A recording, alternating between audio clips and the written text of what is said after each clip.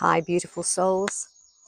I've just made friends with the most beautiful beech tree, a beech tree with the most fascinating trunk, a trunk worthy of every single tree climber's joy and delight. Look at that wonderful, expansive trunk, and so strong and solid, and there's so much beauty in the leaves that surround it. It's really, let's just go up there a bit. You can see it's absolutely stunning, beautiful tree. So I'm just standing here listening to the bird song, clearing my energetics after a long travel in the car yesterday. And one of the areas that my GPS decided to take me through was through central London. I mean, pretty much through central London. And I was a little bit surprised about that because I hadn't anticipated seeing skyscrapers in my field of vision, and that dusty, sort of like gritty feeling that you get in the centre of London, going through the Blackwell Tunnel, which is incredibly narrow, and you just think, goodness, what is this? This is very, very shallow as well. Like, I mean, it doesn't have a lot of depth to it. It's anybody that's claustrophobic probably wouldn't want to go in there. And sometimes these things can occur. You just have to go with the flow of it all, just trusting in the GPS, just trusting that this is the way we're going. I had unicorns and dragons and Pegasus and angels and star beings and all sorts of wonderful beings all around me. Archangel Michael sitting next to me. And keeping my vehicle and keeping everybody calm and relaxed on the roads, and everybody aware and paying attention to what they should be doing, keeping everything peaceful and relaxed. It's amazing how many people go from A to B and don't even remember the journey. And this is one of the things that I wish to share this morning, is that when you're taking a journey, you get from A to B, and most of the time people go, how was your journey? And people reply, oh yeah, it was great. It was good. Or there was some traffic or whatever else. But actually, if you say to them, tell me, what do you remember of your journey? And ask for them to just share little elements. Most people can't do it because most people are on autopilot when they drive. One of the easiest ways to become unconscious is when you practice something that you're so well practiced in that you just allow it to just drive you rather than you drive it.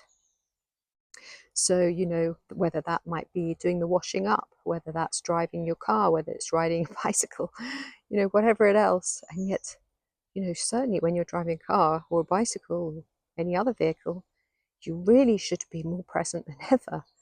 Because, yeah, I mean, doesn't that make sense?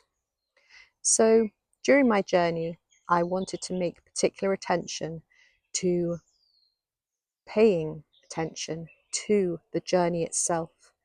And each leg, as I moved along, like looking into the faces of strangers, smiling where appropriate, saying good morning where appropriate, you know, stopping off at services to use the facilities, sitting in the car, eating my sandwich, watching what was around me, the cars, the type of car beside me. So I was driving along, looking at these fields of glorious daisies aligning the sides of the motorway, watching prey birds overhead, and some really wonderful ones, really just majestic. Paying attention to the details so that when I got to the other end of my journey, I had actually felt like I had been present that whole length, that whole stretch of that journey, that I hadn't become unconscious, that I hadn't just gone from A to B without thinking about anything, or at least without being present with all of it. Not so much thinking, but being present.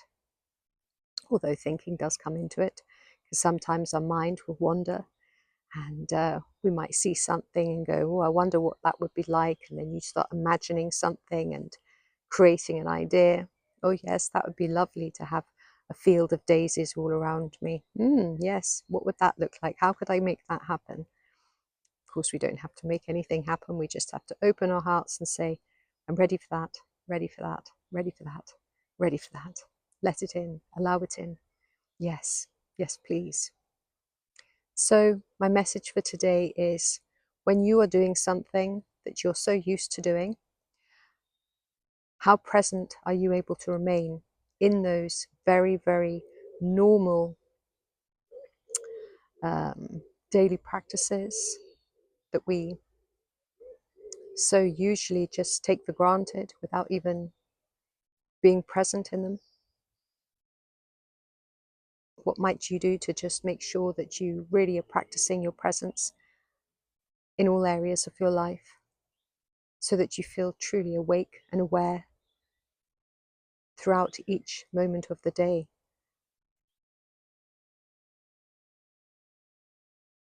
There's something really like a gift that keeps on giving when you are that present. When you're that present, nothing escapes your observation. You feel love, you feel compassion for all. You're just moving in the stream of well-being, connected,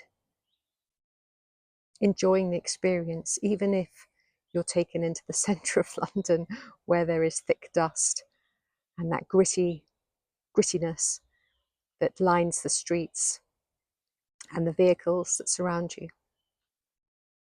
Thank you for watching. My name is ZsaZsa. I wish you all a joy-filled, beautiful day. Infinite blessings. Like, subscribe and share if you feel called to do so. Thanks. Peace.